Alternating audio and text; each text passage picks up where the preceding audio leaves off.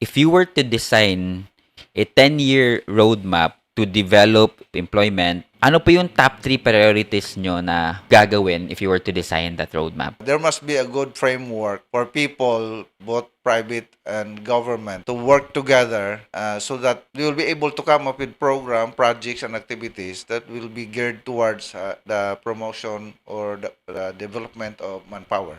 For example, the local government can come up with a committee that will be composed of people coming from different industries, from the education, from business, or help the local government in terms of identifying programs that will be supportive of the local development projects of this locality. Number two is, I think we should be electing responsible people, the leaders who will be the policy makers. And the third one, we have to hire the people who are also good in terms of, because iba yung policy makers, iba yung workers, but iba yung framework na doon tayo magtrabaho. It has to be complete. Good framework, good leaders, and good workers. Maybe these three can form a tripartite approach in terms of coming up with programs to support the development of a certain community. Ang ganda doon. So, yung program would be based on good framework, good leaders, and good workers.